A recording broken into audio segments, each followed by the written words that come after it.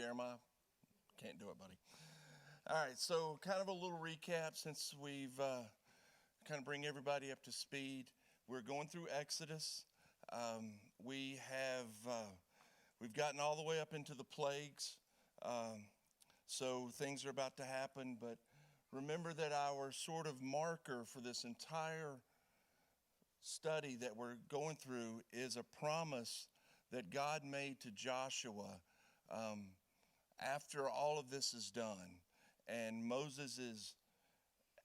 he's passed away and things have transitioned, and this guy named Joshua is very nervous. He doesn't know what to do next. And God makes a promise to him that says, as I was with Moses, I will be with you. And I believe that that promise is alive for us today. That just like God was with Moses, God is with Janet. Just like God was with Moses, God is with Greg. And it doesn't matter where we are, what we're doing. The same God that's in this story that we're talking about tonight is alive and with you throughout everything you're doing. Whether you like it or not, he's there. And I think that's a huge thing for us to grab a hold of, because some days are not so good. And some days things don't go exactly the way we want them to. And there's an awful lot of peace and comfort in knowing that the same God that was with Moses as he stands up to Pharaoh is with us. And when I get a little freaked out, I have to remind myself of that promise, that God is with me and that God is with you. And it's amazing when we start our day off with a simple prayer and a simple reminder to, not so much to God, maybe a little bit more to us. They're like, hey, God, just like you were with Moses, you're going to be with me today. And I think that changes our whole perspective right from the beginning. So just kind of keep that in mind, especially for some folks that have missed a week or two. Just that's our marker. That's what we really want to hang on to. And then the other thing we want to remember is that what has happened is the king of Egypt, or the Pharaoh, has done everything in his power to basically cripple and, for lack of a better word, like sort of neuter this entire group of people. There's been genocide, there's been oppressive slavery, there's been all sorts of things that break the unit of the family, that break the roles of moms and dads, that breaks the whole idea of communion with God. He's done everything he could to break that and crush that. And now what we're going to see as we move further into the plagues is we're going to see God rebuilding that brokenness. He is going to be doing things that run completely counter to what Pharaoh did. And then out of that, what looks like God destroying everything, and in a sense, yes, he does, but at the same time, he's pulling out life, and he's pulling out redemption, and he's pulling out a whole nation of people. And they're going to come together. Up until now, they've been sort of a hodgepodge of tribes, a hodgepodge of groups of people that had sort of a commonality, but not really. But now, we're going to see it all start to come together. And what's happening is the people involved are seeing God show up. So they're witnessing God. And now as we segue a little bit further along, we're going to see them come to know God and then to truly worship God. And tonight we're going to look at the little bit of the difference between just seeing God do something miraculous and then putting our faith in God, and how that there's two different things there. That sometimes we see something pretty awesome and we're like, hey, yeah, God's there. But oftentimes we forget that pretty quick when like the good feeling wears off. And then that's where our faith really needs to come into motion. And so we're going to talk about that a little bit. But so our reminders, the plagues that are going on. We've got, first of all, the first sign thing that happens is, remember, Moses goes to Pharaoh and he throws his rod down. It turns into a snake. Then the magicians around there, they do the same trick. And then Moses' snake eats all of their snakes, and now it's game on. And now right off the bat, we've got this imagery that the God that is with Moses is bigger than the God that is with Pharaoh. And so then it segues from there. Then that same stick that was a snake, it hits the water, and the Nile River becomes blood. And everything liquid around there becomes tainted, polluted, and is of no use. That same stick hits the water again, and the water's okay. So now we're starting to see the power of God that is with Moses. Then the frogs come. The frogs take over everything. You've got frogs in your house, you got frogs in your bed, you got frogs on the stove, you got frogs at work, you got frogs everywhere. Now we're at a point where the leaders and the magicians and the philosophers and stuff of that day, they can't keep up now. All of a sudden now, the miracles that God is doing are bigger and better and more powerful than what the Egyptians are doing. So now we're going to sort of see this transition where they can't keep up. The next thing is, the story tells us that the wind blew the dust, and the dust turned to gnats. And gnats covered everything. And if you've ever been outside in the summer in the South, how annoying are like 3 gnats flying up your nose and getting in your eye? I mean, that's enough to drive anybody crazy. Can you imagine just being covered with gnats? Every time you turned around, gnats, gnats, gnats. And now nothing Pharaoh can do can even come close to what is happening now. So just imagine what is going on with these people, that they're covered with gnats. You got gnats in your nose, gnats in your ear, gnats in your mouth, gnats on your hot dog, gnats everywhere. And it's disgusting. And people are beginning to see something happening. Something crazy is going on. So then after the gnats are over, now the magicians have just kind of backed off like, oh my goodness, boss, there's no way. We can't even remotely compete with that crazy. That was amazing. And then they begin to even hint at the idea that the finger of God is with this man named Moses.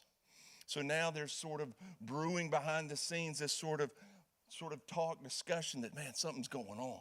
Something's going on. Something's going on. And then the gnats, it becomes flies. And have you ever had a fly get kind of caught up in the window and it's just bzz, bzz, bzz. Now, can you imagine your house full of those nasty things?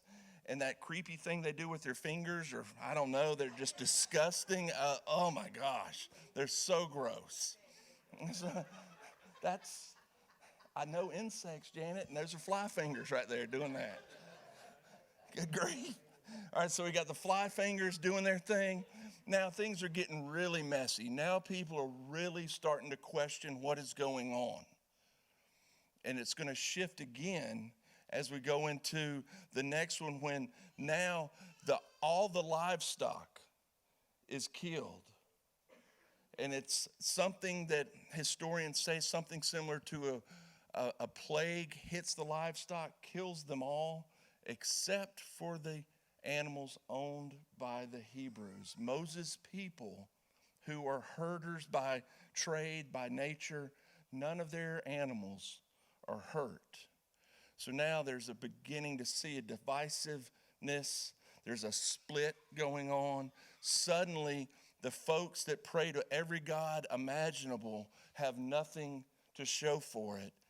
And the folks that believe in this one God that is everything and everywhere, something's happening.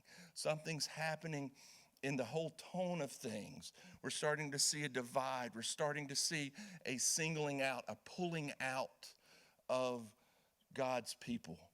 They're being set apart, which we're going to see that throughout the rest of the story, this idea that God's chosen people, us, are set apart. Because of Jesus, we are set apart. So there's a lot of value to that for us. So then the next one is the boils. Now this one, this really creeps me out. Because can you imagine, like, I can't even skim through the channels and see that Dr. Pimple Popper thing. And, and, and some folks think that's the coolest thing in the world, and I'm, woo, woo, woo, woo. Like, and I can't even imagine, covered with boils. And oh my goodness, I'm getting a little queasy just thinking of that. That's disgusting. All right, so I'd been out a long time ago, but the boils I'd have just been running. Okay, so now we got the boils, and when the boils happen, it freaks out the people around Pharaoh, his magicians and his leaders, so much that they, from that point on, they won't even go in front of Moses. Like now they're scared of what this God is capable of doing. So do we see how this thing is moving along, how we're progressing?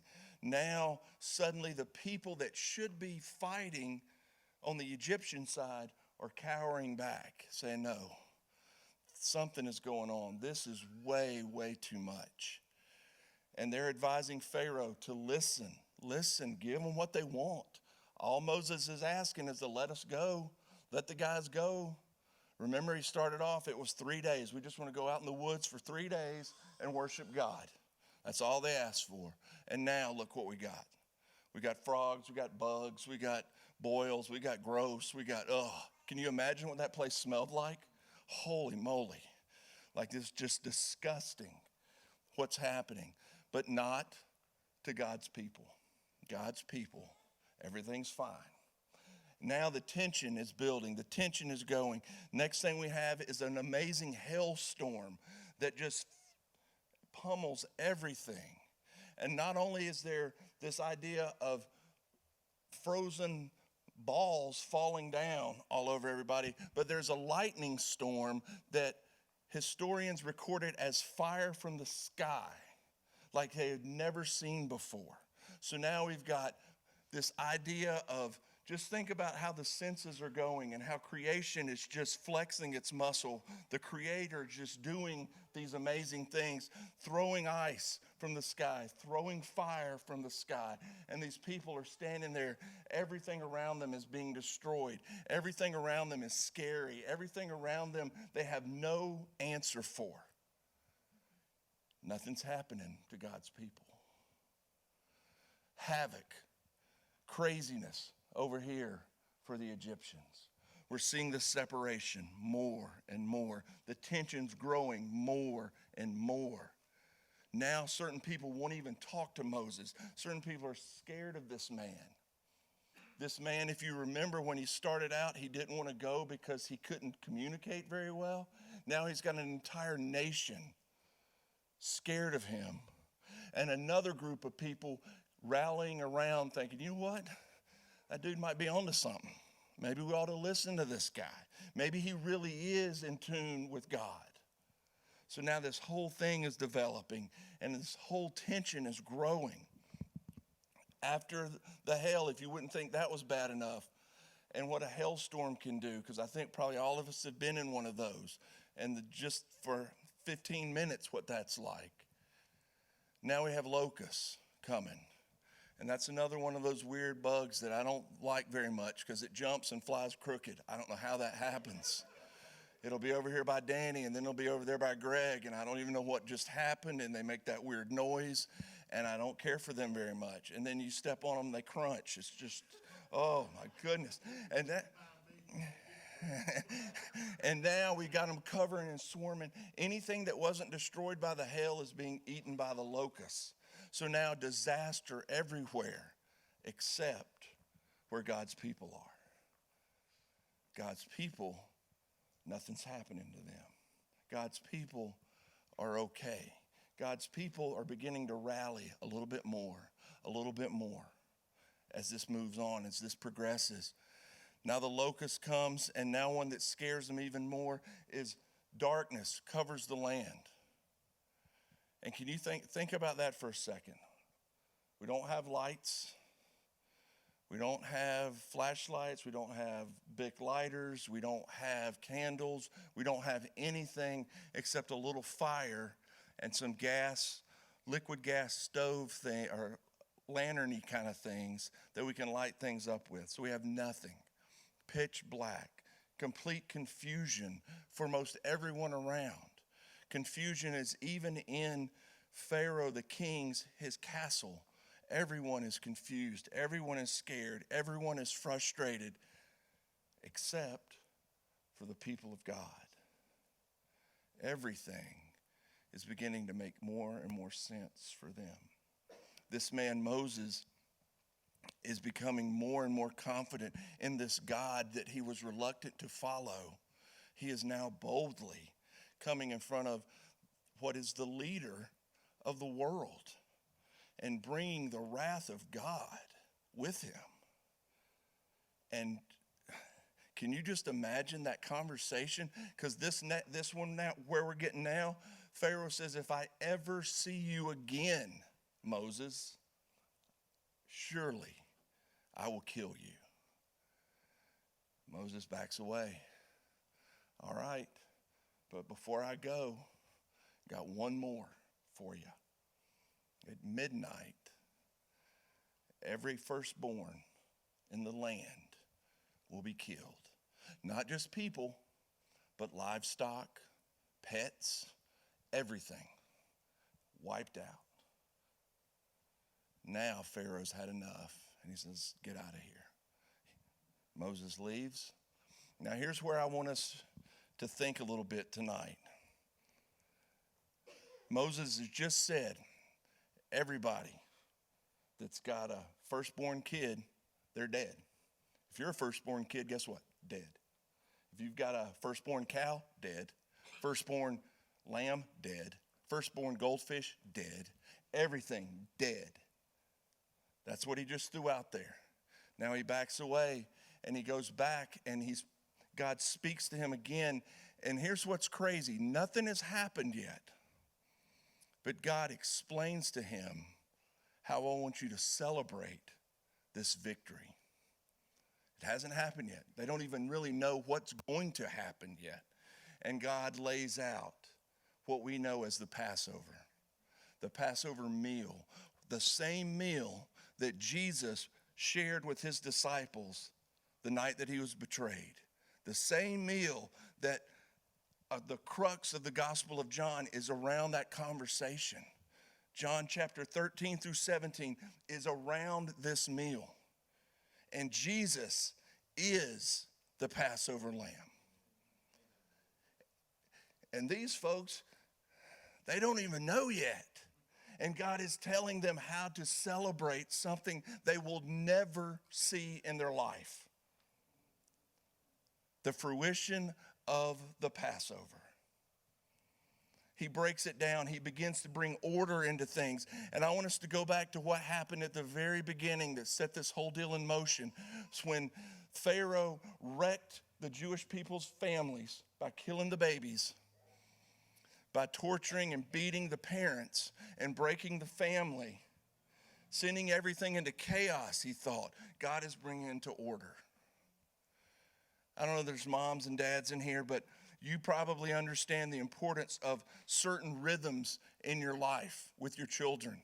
Children's lives are confusing and chaotic as they grow up, but as long as mom and dad have certain things set for them, set bedtime, we get up at a certain time, we eat breakfast at a certain time, we do this, we do that. Each family is a little bit different, but that sets comfort and rhythm and order for people. God is putting it back. In chapter 12, God says, I want you to do this. I want you to do this. I want you to do this. And here's how I want you to do it. He describes an entire meal and how he wants it done. And these jokers don't even know why yet. They don't know what's about to happen. See, guys, this is why it's so very important for us to have little reminders in our lives.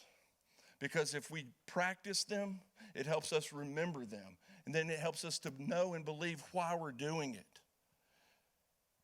Not to get too sidetracked off into the cultural world that we live in today, but how many people celebrate the 4th of July because they want to go to the lake, drink beer, and eat hot dogs and see fireworks? The reason we celebrate the 4th of July is because somebody fought for our freedom so we could go do stupid stuff like that. Amen. But we forget. These things have value, and God knows it. And God plants this in his people right from the beginning. So now he breaks this whole thing down and he says, I want your firstborn, your best, is what I'm going to ask for. God says, take your best calf, your best livestock, the best one, sacrifice it. I want you to cook it a certain way, but before you do that, I want you to take the blood from that, and I want you to mark your door. Go up one side, across, and down. Everyone, do that. Now, here's where the faith thing comes in, and why the redemptive plan is so crucial to faith and our faith. If these folks marked their houses and God didn't show up, they just put a big sign on their door saying, hey, the weirdos live here, come kill us. And that's what Pharaoh had planned to do. Here's Moses' weird people, come kill us. There's no hiding now. We don't even understand what is about to happen, but we are taking faith and we are marking ourselves as such.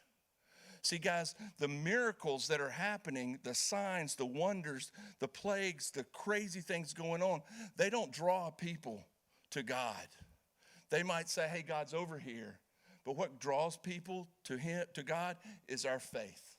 The fact that we believe in something we cannot see, that we can't quite explain, that we can't quite understand some days.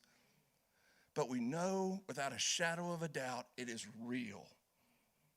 And that is what these people are in the midst of when this happens. Everything that was broken so long ago by the Pharaoh, the family being crushed, the idea that the firstborn was of no value is now being restored. And God is saying, you give me your firstborn and I will give it back to you and I will bless you and I will reap, just pour grace, mercy, and bounty upon you. But I want your best.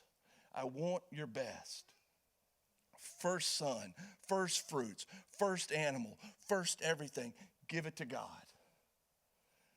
And God will do amazing things with it. That is what's set in motion here. And as this happens, and as midnight approaches, and as the death angel floods into this land, he passes over the marked houses. Scripture tells us that throughout the land, screams were heard. Throughout the land, there was not a house that did not have death in it. There was not a house, from the richest, from the king, all the way down to the lowest prisoner in the dungeon. Death. Death came because they were not set aside and marked as people of God. Guys, this story right here, for us, we have the amazing blessing of having the rest of the story because we know where this is heading. We know today that this, what seems like a crazy story, is going to end with a crazier story with a guy on a cross followed by an empty tomb. And because of that, death passes over me. Because of that, death passes over you. Because of that blood, I am free. You are free. Guys, I want us to go this week, and as we move out into the week, I want us to maybe change our prayer a little bit. Not praying, asking to see God do something amazing, but praying and saying, God, allow me to be faithful to you.